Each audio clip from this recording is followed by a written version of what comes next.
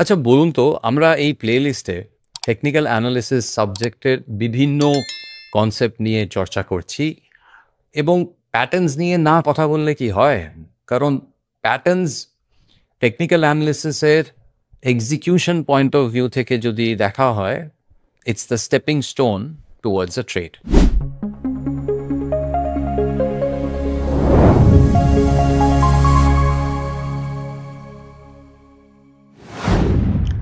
Now patterns can be wide, মানে patterns বলতে গেলে আমার মাথায় অনেক কিছু আসছে। Western classical patterns, Japanese candlestick patterns, in fact harmonic প্যাটার্নসকে তো এসেনশিয়ালি ইটস আ প্যাটার্ন, তাই না কি? ইনফ্যাক্ট যদি আমি প্রাইস এবং আরএসআই এর ডাইভারজেন্সকে ভিজুয়ালাইজ করার চেষ্টা করি, সেটাও তো এসেনশিয়ালি এক ধরনের প্যাটার্নই। প্যাটার্নস আর এভরিওয়্যার। বিভিন্ন ধরনের প্যাটার্নস ফর্ম করে, আমাদের লাইফেও করে এবং চার্টসের লাইফেও করে। এবং টেকনিক্যাল অ্যানালিসিস সাবজেক্টটার মেন উদ্দেশ্যই হচ্ছে এই প্যাটার্নসগুলোকে আইডেন্টিফাই করা এবং বেসড অন দোজ আইডেন্টিফিকেশনস আগে কি হতে পারে সেটার একটা অ্যান্টিসিপেশন ক্রিয়েট করা। তো চলুন এই ভিডিওতে let's deep dive into the concept of patterns. Okay, so আমার ট্রেডিং ভিউ স্ক্রিনে হাইক্যান আশি ক্যান্ডেলসে এইচসিএল টেকের উইকলি চার্টটা খোলা আছে, বাট এই চার্টে একটু পরে আসবো। ব্রিফলি একটু ডিসকাস করে নিই প্যাটার্নস। এবার প্যাটার্নস পয়েন্ট অফ ভিউ থেকে যেরকম আমি আগে ভিডিওর আগে আপনাদের সাথে শেয়ার করছিলাম যে বিভিন্ন ধরনের প্যাটার্নস অ্যাকচুয়ালি চার্টসে ফর্ম করে। দুখানা মেইন ক্যাটাগরিজের কে যদি আমি ডিফাইন করি, তাহলে আমি বলবো ওয়েস্টার্ন ক্লাসিক্যাল প্যাটার্নস এবং বিভিন্ন ধরনের Japanese candlestick patterns. Japanese candlestick patterns নিয়ে পরে কিছু ভিডিওস বানানো যাবে, কিন্তু এখন ওয়েস্টার্ন ক্লাসিক্যাল প্যাটার্নসকে বোঝার জন্য ওয়েস্টার্ন ক্লাসিক্যাল প্যাটার্নসও দুভাগে ভাগ করা যায়। প্রথমটা হচ্ছে রিভার্সাল প্যাটার্নস এবং দ্বিতীয়টা হচ্ছে কন্টিনিউশন প্যাটার্নস। রিভার্সাল প্যাটার্নসের আন্ডারে বিভিন্ন ধরনের প্যাটার্নস হয়। এই ভিডিওতে আমি আপনার সাথে হেড অ্যান্ড শোল্ডার বলে একটা ফেমাস প্যাটার্ন আছে, হেড অ্যান্ড শোল্ডার টপ এবং হেড অ্যান্ড শোল্ডার বটম, এই দুটি প্যাটার্ন ডিসকাস করব, এবং double top DOU, double top and double bottom, মোট দুটো চারটে, এই চারটে প্যাটার্নস আপনার সাথে ডিসকাস করে বোঝাবার চেষ্টা করছি যে এসেনশিয়ালি ওয়েস্টার্ন ক্লাসিক্যাল প্যাটার্নসের মধ্যে রিভার্সাল প্যাটার্নসের ভূমিকাটা কোথায়। বাই দ্য ওয়ে, প্যাটার্নস বোঝার জন্য, শেখার জন্য আমার মতে the best source, ideal source will be Thomas Bulkowski. লেখকের নাম Thomas Bulkowski's Encyclopedia of Chart Patterns. The name of the book is Encyclopedia of Chart Patterns. ভদ্রলোক অনেক ডিটেলে বিভিন্ন প্যাটার্নসের ওপরে কাজ করে এই বইটি লিখেছিলেন এবং ব্রিলিয়ান্ট।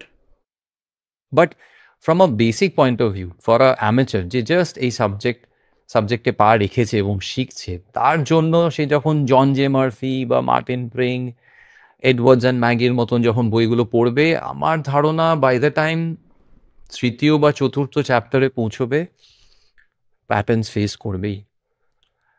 এই প্যাটার্নসগুলো চার্টে বারে they take a shape and they have some predictability. কিছু প্যাটার্নস যখন শেপ করে, তারা প্রিভিয়াস ট্রেন্ডকে রিভার্স করে, তাদেরকে রিভার্সাল ক্যাটাগরিতে ফেলা হয়েছে, এবং কিছু প্যাটার্নস প্রিভিয়াস ট্রেন্ডকে কন্টিনিউ করতে হেল্প করে, তারা পড়বে কন্টিনিউশন প্যাটার্নের খাতায়। পরে একটা ভিডিওতে আমি কয়েকটা কন্টিনিউশন প্যাটার্নসও আপনার সাথে শেয়ার করব, কিন্তু এখন let's talk about head and shoulder top bottom and double top bottom.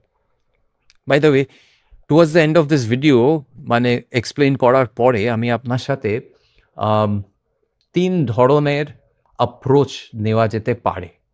For example, যদি আপনি চার্টে একটা ডাবল টপ আইডেন্টিফাই করে থাকেন, তাহলে সেই আইডেন্টিফিকেশন করার পরে যে এক্সিকিউশনটা, সেটা কিভাবে হতে পারে, সেটা আমি আপনার সাথে 3টে ডিফারেন্ট ওয়েজে এক্সপ্লেন করব। So step number 1, let's understand head and shoulder top. Head and shoulder top একটা topping out pattern. Topping out pattern মানে previous trend has to be up. Left shoulder, head এবং right shoulder. Left shoulder, head, of course head left shoulder থেকে উপরে হবে, it's a higher high, and then down it's a right shoulder which is a lower high. মানে price বিহেভিয়ারের natural ফরমেশনই পরিষ্কার বুঝিয়ে দিচ্ছে যে weakness ধীরে ধীরে আস্তে আস্তে সেটেল করছে, কারণ রাইট শোল্ডার ফর্ম হওয়া মানেই price has made a lower high. Left shoulder, head, right shoulder, এটাকে আমরা বলে থাকি head and shoulder top. It's a top pattern. তাই জন্য প্রিভিয়াস একটা আপ ট্রেন্ড হতেই হবে, ইট হ্যাজ হবে অ্যান আপ ট্রেন্ড। আপনার কোনো মোস্ট ইম্পর্টেন্ট দুটি এই দুটি, এদের থেকে জয়েন করে একটা লাইনের সঙ্গে, ট্রেন্ড লাইনের সঙ্গে, এটা হয় neck line. Neck line. Now the important part, যতক্ষণ না প্রাইস এই নেকলাইনকে ভেঙে নিচে পড়ছে ততক্ষণ হেড অ্যান্ড শোল্ডার কমপ্লিট নয়। It has to break below the neckline. Now, বিভিন্ন বইয়ে বলা আছে যে আপনাকে 3% অবধি অপেক্ষা করতে হবে। নেকলাইন ভাঙার পরে 3% অবধি পড়ুক, তাহলেই কনফার্মড। আবার কিছু জায়গায় লেখা আছে 3 দিন ধরে ভাঙতে হবে। 3 দিন যদি নেকলাইনের নিচে থাকে তাহলে কনফার্মড। আমার মতে 3% বা 3 দিন ওয়েট করার পাল্লায় অনেক কিছু হয়ে যেতে পারে, অনেকটা পড়েও যেতে পারে। সো আমি জেনারেলি এক্সপেক্ট করি যে যেদিন যে ক্যান্ডেলের নেকলাইনকে ভাঙছে সেদিন যেন ভেঙে ক্লোজটা নেকলাইনের নিচেই যেন হয়, তাহলেই মোর অর লেস এনাফ। যদি ভেঙে নেকলাইনকে ভেঙে নিচে ক্লোজ করে তাহলে মোটামুটি head and shoulder top is complete, is confirmed. এবার আমি এক্সপেক্ট করতে পারি যে প্রাইস আরও পড়বে, প্রিভিয়াস আপ ট্রেন্ড রিভার্স হয়ে গেছে বা হতে চলেছে, এবং সেটাকে রিভার্স করার পেছনে যে প্যাটার্নটার হাত আছে সেটা হচ্ছে head and shoulder top. Head and shoulder টপের একটা ইউনিক ফিচার আছে যে যদি হেড থেকে আমি সোজা একটা পারপেন্ডিকুলার ড্রপ করি নেকলাইনে, এবং সেই ভার্টিক্যাল ডিস্টেন্সটাকে আমি যদি হাইট বলি আর সেটাকে যদি ক্যালকুলেট করি, সেই ক্যালকুলেটেড ভ্যালুটা যদি আমি ব্রেক ডাউন পয়েন্ট থেকে মাইনাস করে দিই, তাহলে এখানে আমি একটা কনজারভেটিভ টার্গেট পাই। কনজারভেটিভ টার্গেট এই জন্যেই কারণ মোস্ট অফ দ্য টাইম আমি দেখেছি যে হেড অ্যান্ড শোল্ডার যদি সাকসেসফুলি প্রিভিয়াস ট্রেন্ডকে রিভার্স করে থাকে তাহলে এই টার্গেট মিট করাটা ওর কাছে কোনো বড় ব্যাপার নয়। It easily meets the target, অনেক সময় সারপাসও করে যায়।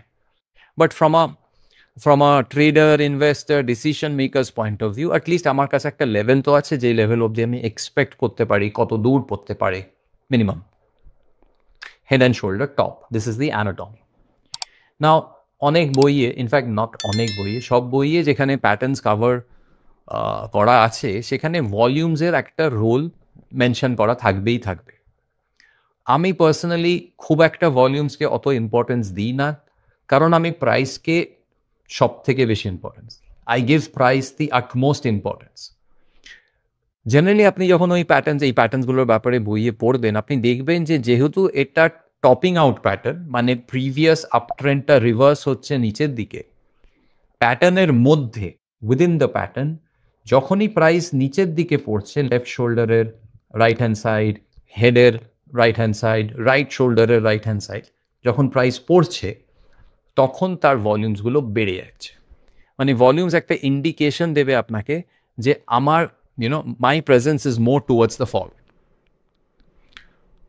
Theoretically this is what it is, কিন্তু প্র্যাকটিক্যালি আমি পার্সোনালি যখন বিভিন্ন চার্টস অ্যানালাইজ করি, 20 বছর ধরে করছি, picture perfect, theoretically perfect head and shoulder generally পাওয়া মুশকিল। আর আমার মতে ওরকম particular bookish head and shoulder expect না করাই উচিত। তাই জন্য আমি পার্সোনালি প্রাইসকে সব থেকে বেশি প্রাধান্য বা ইম্পর্টেন্স দিয়ে থাকি, অ্যান্ড ভলিউমসকে অতটা নয়। বাট এসেনশিয়ালি কনসেপ্ট হচ্ছে এই যে আপ ট্রেন্ড যদি রিভার্স করে ডাউন হয় তাহলে প্যাটার্নের ভেতরে যখনই প্রাইস পড়ছে তার ভলিউম বাড়া উচিত। That's it. এই যদি হেড অ্যান্ড শোল্ডার টপ হয় তাহলে তার মিরর ইমেজ হচ্ছে আপনার হেড অ্যান্ড শোল্ডার বটম। একটা ফলিং মার্কেটের পরে লেফট শোল্ডার, হেড এবং রাইট শোল্ডার। লেফট শোল্ডার তার নিচে হবে অফকোর্স হেড, আর রাইট শোল্ডার হবে তার একটু ওপরে। আগে ক্লিয়ারলি প্রাইস বুঝিয়েই দিচ্ছে আমাদেরকে যে আস্তে আস্তে ইমপ্রুভমেন্ট হতে চলেছে, লোয়ার লোজ থেকে হায়ার লোজ হয়েছে। আগেন মোস্ট ইম্পর্ট্যান্ট দুটো পয়েন্ট হচ্ছে এই দুটি অ্যাড করলে আপনি পেয়ে যাচ্ছেন আপনার নেকলাইন, আপনার মানে এই হেড অ্যান্ড শোল্ডারের নেকলাইন। আচ্ছা, আরেকবার রিপিট করে নিই, দ্য মোস্ট ইম্পর্ট্যান্ট ফ্যাক্টর হচ্ছে একটা ডাউন ট্রেন্ড থাকতেই হবে। ডাউন ট্রেন্ডের পরেই এই ফরমেশনটা ইম্পর্ট্যান্ট। যদি একটা রেঞ্জ বাউন্ড মার্কেট হয় সেখানে যদি আপনি এরকম একটা অ্যানাটমি ভিজুয়ালাইজ করেন, সেটা কিন্তু হেড অ্যান্ড শোল্ডার নয়। Head and shoulder bottom, we are talking about head and shoulder bottom. It's a bottoming out pattern. Head and shoulder bottom কিন্তু ফলের পরেই হতে হবে, হেড অ্যান্ড শোল্ডার টপ কিন্তু রাইজের পরেই হতে হবে। দ্য মোস্ট ইম্পর্ট্যান্ট ফ্যাক্টর মনে রাখতে। Now coming back to the pattern, ব্রেকআউটের জন্য অপেক্ষা করতে হবে। It has to break out above the neckline. একদিন দুদিন যদি ক্লোজ করে যায়, মিনিমাম একদিন তো ক্লোজ করা উচিতই। I can still confirm that the head and shoulder bottom is complete. এই বটমিং আউট প্যাটার্নে বেশিরভাগ সময় আপনি খেয়াল করবেন যে যেদিন ভাঙছে না সেদিন ভলিউমস অনেক সিগনিফিকেন্টলি হায়ার হয়। কোনো নতুন ব্যাপার নয়, কোনো সারপ্রাইজ হওয়ার ব্যাপার নয়, স্পেশালি বটম আউটে। টপ আউটে অত ভলিউম দেখা যায় না যত বটম আউটে দেখা যায়। সো নেকলাইনের ওপরে যদি ভেঙে ওপরে যায় এবং ক্লোজ করে তাহলে আপনার head and shoulder bottom confirm. এবার আমরা এক্সপেক্ট করতে পারি যে প্রিভিয়াস ডাউন ট্রেন্ডটা রিভার্স হবে এবং প্রাইস আরও ওপরে যাওয়া উচিত। আগেন কতটা যাওয়া উচিত সেটার একটা আন্দাজ করা যায়। হেড থেকে একটা পারপেন্ডিকুলার আপনি ড্রপ করে নিন নেকলাইনে, এটাকে একটা হাইট ধরুন, এই ভ্যালুটাকে আপনি ব্রেকআউট পয়েন্ট থেকে অ্যাড করে দিন। মোর অর লেস আপনাকে একটা কনজারভেটিভ টার্গেট, যে টার্গেটটা একটা সার্টেন লেভেল আপনি এক্সপেক্ট করতে পারবেন যতদূর এই প্রাইসটা র্যালি করবে। হেড অ্যান্ড শোল্ডার বটমেও ওই সেম লজিক। যখন প্রাইস ওপরের দিকে যাচ্ছে, মানে লেফট শোল্ডারের রাইট লেগ, হেডের রাইট এবং রাইট শোল্ডারের রাইট, যখন আপনি দেখবেন যে এই আপমুভগুলোতে ভলিউমের ইম্পর্টেন্সটা বাড়ছে আস্তে আস্তে, তার মানে এই হেড অ্যান্ড শোল্ডার বটম প্যাটার্নটা অনেক বেশি solid. Again price is ultimate. No matter how good is the volume, যতক্ষণ না আমি এই ব্রেকআউটটা পাচ্ছি ততক্ষণ আমি I can't take a call. But হ্যাঁ, যদি ভলিউমের সাপোর্ট থাকে it's always a good thing. Head and shoulder top, mirror image head and shoulder bottom. এবার আমরা কথা বলি ডাবল টপ এবং double bottom. Double top, again topping out pattern. Price একটা সার্টেন র্যালির পর একটা লেভেল এসে নিচে আসে, আবার উপরে মোরাললেস ওই লেভেল থেকেই আবার নিচে আসতে শুরু করে। ক্লিয়ারলি আমরা প্রাইসে দেখতে পারি চার্টে যে একটা সার্টেন লেভেল প্রাইস ক্রস করতে পারছে না। সার্টেন লেভেল থেকে একবার এবং আগেন সেকেন্ড টাইম কারেক্ট করছে। It takes the shape of an M, capital M এর মতন একটা ফরম্যাট। দুটো জিনিস, এক হচ্ছে এক্স্যাক্টলি একই লেভেলে হাই হবে তার কোনো মানে নেই। মানে এটা যদি 1865 হয় তাহলে এটাও যে এক্স্যাক্টলি 1865 হবে সেটা এক্সপেক্ট করা একটু ইনসেন্সিটিভ। আমি যে রুলটা ইউজ করি সেটা হচ্ছে মেনলি 1%। তার মানে প্রিভিয়াস হাইটা যদি ধরে থাকুন আপনি 100-এ হয়েছে, তাহলে নেক্সট হাইটা, নেক্সট টপটা ওই 99 এবং 101-এর মধ্যে হলেই আমি তাকে অ্যাকসেপ্ট করব। কিন্তু 103 হলে অনেকটা উপরে চলে যাবে। Is that okay? সো প্রথম পয়েন্ট হলো যে মোর অর লেস দুটো পয়েন্ট এক্স্যাক্ট হতে হবে তার কোনো মানে নেই, আশেপাশে হলে it should make a decent looking M. Second হচ্ছে যে এই লেভেলটা, এই লোটা, you have to wait for this level to break. এই লেভেলটা ব্রেক করার জন্য অপেক্ষা করতেই হবে। এই লেভেলটা ভাঙা মানে ব্রেকডাউন, মানে আমার এম মানে ডাবল টপ কনফার্মড। এবার আমি এক্সপেক্ট করতে পারি প্রাইস নিচে পড়বে, প্রিভিয়াস ট্রেন্ড রিভার্স হবে, এবং এখানেও ওই সেম লজিক অ্যাপ্লাই করা যেতে পারে। হাইয়েস্ট পয়েন্ট থেকে নিচে একটা পারপেন্ডিকুলার ড্রপ করুন, এই সেম ভ্যালুটা আপনি নিচে অ্যাড করে সাবট্র্যাক্ট করে দিন, করলে আপনি একটা টার্গেট পেয়ে যাবেন। ডাবল টপ হেড অ্যান্ড শোল্ডারের মতন অত সময় বা টাইম পাস করে না। হেড অ্যান্ড শোল্ডার একটা লেফট শোল্ডার হবে, তার উপরে গিয়ে হেড হবে, তারপরে একটা রাইট শোল্ডার হবে। So generally head and shoulder বেশি সময় নেয়, it takes more time to build up. Double top on the other hand পরিষ্কার বুঝিয়ে দেয় যে আমি একবার গেছি, আমি সেকেন্ড টাইম ট্রাই করলাম, ক্রস করতে পারলাম না, রেজিস্ট্যান্স আছে, সাপ্লাই আছে, এই আমি পড়ছি, এই আমি একদম very clean. Comparatively specially Indian equity মার্কেটসেরই চার্ট আমি লাস্ট 20 বছর অবধি দেখেছি, প্রাইমারিলি ডাবল টপ ডাবল বটমের এক্সিস্টেন্স অকারেন্স অনেক বেশি। হেড অ্যান্ড শোল্ডার অত কমন নয় যত কমন আপনার হেড অ্যান্ড শোল্ডার, যত কমন আপনার double top and double bottom. যে কোনো চার্ট খুলবেন ডাবল টপ ডাবল বটম পাবেন না, ভেরি আনক্যানি, সেটা হওয়াটা অবিশ্বাস্য। ডাবল টপের মিরর ইমেজ কী হবে তাহলে? ডাবল টপের মিরর ইমেজ হবে double bottom. Market in a down trend goes to a certain level, bounce back করছে, নিচে এসে আবার সেই লেভেল থেকে আবার উঠতে শুরু করে। আমরা ক্লিয়ারলি চার্টসে দেখতে পাচ্ছি যে একটা লেভেল ক্রিয়েট হয়েছে যেটাকে ও ভাঙতে পারছে নিচের দিকে। আগেন ক্যাপিটাল হওয়ার দরকার নেই, 1% more than enough. This takes the shape of a W. আর এই W এর মোস্ট ইম্পর্টেন্ট পয়েন্ট আপনার জন্য হচ্ছে এই হাইটা। এই হাইটা ভাঙার জন্য অপেক্ষা করতেই হবে, we have to wait. Once it breaks, again, ভলিউমের প্রাধান্য যদি থাকে, যদি ভলিউমের সাপোর্ট থাকে, always a good breakout. Once it breaks out and close above it, এবার আমি বলতে পারবো এই ডাবল বটম কমপ্লিট, কনফার্মড। এবার আমি I can sound a little bullish, এবার আমি এক্সপেক্ট করতে পারি যে প্রাইসেস উইল গো আপ। কতটা যেতে পারে? সেম লজিক, আপনি লো থেকে ওই ভার্টিক্যাল, এই হরিজন্টাল লাইনে একটা, হরিজন্টাল লাইনে নেক লাইনে একটা ভার্টিক্যাল লাইন ড্রপ করুন, এটাকে হাইটটাকে ক্যালকুলেট করুন এবং সেম হাইট আপনি এই ব্রেকআউট পয়েন্ট থেকে অ্যাড করে দিন। অ্যাড করে দিলে ওপরে আমরা একটা সার্টেন লেভেল ধরে কাজ করতে পারি যে এতটা তো এক্সপেক্ট করাই যেতে পারে।